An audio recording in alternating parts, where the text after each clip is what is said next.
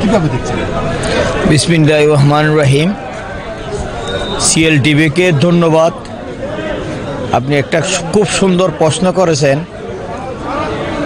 বিগত দিনে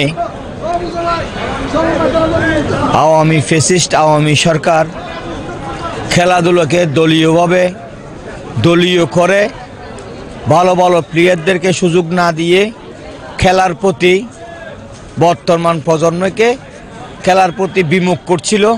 বিমুখ করার কারণে বাংলাদেশে মাদকাসক্ত বেড়ে গেছে, জুয়াটি, জাপটাবাজ, ইয়ং জেনারেশন খারাপের দিকে গিয়েছিল। এই খারাপ দিক থেকে আমাদেরকে আবার খেলামুখী করে বাংলাদেশকে ইয়ং জেনারেশনকে খেলামুখী করতে আমাদেরকে অনেক কষ্ট করতে হবে।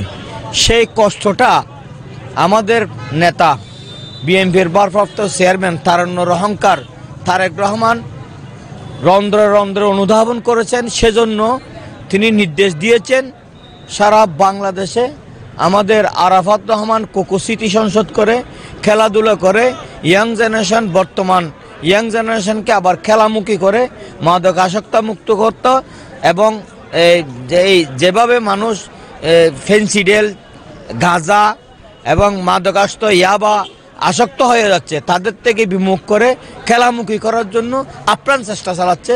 আমরা সেজন্য সবাই খেলাকে উৎসাহ দিচ্ছি। আচ্ছা, 31 দফার মধ্যে তো এখানে খেলাধুলা আছে। 31 দফার মধ্যে অনেক 31 দফার মানে সারা সামগ্রিকভাবে বাংলাদেশের যতগুলি সুবিধা সংস্কার হতে শুরু করে বাংলাদেশের মানুষ কয়টা প্রধানমন্ত্রী থাকবে এইটা সহ সব কিছু আছে। সামাজিকভাবে খেলাধুলা, আপনার আইনি ব্যবস্থা, আপনার দুই কক্ষ বিশিষ্ট সংসদ, এই সবগুলি 31 দফার মধ্যে আমাদের নেতা আমাদের করেছেন, 31 দফায় কাঠামো দিয়েছেন।